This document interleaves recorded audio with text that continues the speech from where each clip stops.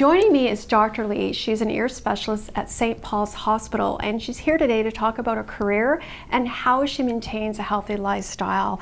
Welcome to the show. Welcome to Doctor's Corner. Thank you. Yeah, so when did your passion for ears begin?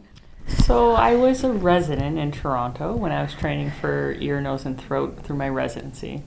And initially I went into that thinking I wanted to do head and neck cancer. And I think it, over time, sort of changed as I became exposed to the ear. The ear is a fascinating place because it's microscopic. It has hearing and balance. And I really enjoyed the finer types of surgery with a microscope. So I ended up initially thinking I wanted to be an orthopedic surgeon and went from the largest bones in the body to the smallest bones in the body. And I think I don't really know how that happened. I think often in life, it's your mentors that you find, and a lot of the ear surgeons at the time were happy people who seemed to love their job, and that enthusiasm, I think, is contagious. Yeah. So I don't really know how it happened, but it was one of those, circuitous paths that I ended up where I am today. How does it make you feel, Dr. Lee, to be successful and help someone treat, when they're going through after ear surgery, and it's... Yeah, I do feel very privileged with my job. I think I have a very unique ability to help people hear. And cochlear implants or other types of ear surgeries is really a very rewarding thing to be able to give someone back that sense. Hearing is such an important part of how we are as humans and how we communicate, even just like this. It doesn't always have to be verbal, There's sign language in other ways, but communication is a huge part of who we are as humans. And suffering hearing loss can, affect your life, right? It can affect all activities. For sure. I think hearing loss is one of those invisible disabilities, and that's why it's hard. And I think a lot of my patients suffer with that, and they're always having to remind their loved ones that they're hard of hearing. But if you have a cast, people can tell that you have a disability, or if you're in a wheelchair, or if you're visually impaired, often there's signs that there is a disability. But with hearing loss, it can go unnoticed, and I think that's difficult for people.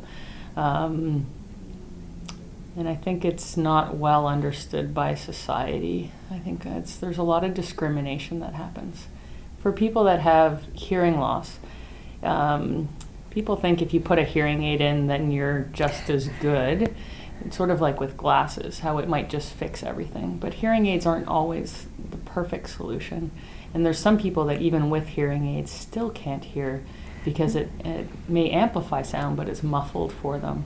So I think there's a lot of misconceptions about hearing loss and how people handle it.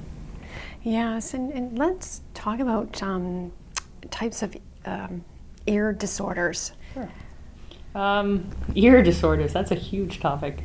So the ear itself has the hearing apparatus, but then there's also the balance apparatus. So the ear disorders that's a massive topic that would require an extensive amount of your time. But from a hearing perspective, you can sort of think about how we hear and what can go wrong with that. So you can have problems anywhere from the eardrum inward to the organ of hearing, the ear bones, or the nerve of hearing, or even the processing centers in the brain that process speech and sound.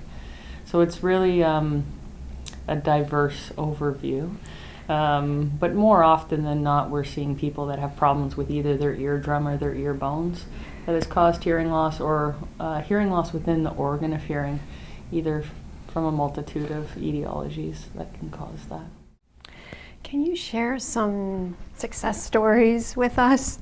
Sure. Do I remember some individual success stories.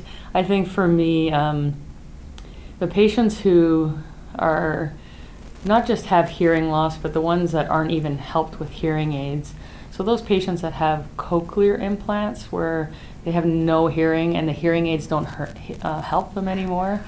For them, I think it's a joy just to be able to be a part of a conversation again And some of the best stories I ever have is how patients are so happy to be able to hear themselves pee Yeah. or knowing when their fart makes a noise as opposed to when it doesn't make a noise, so that they know, you know, can anyone hear that?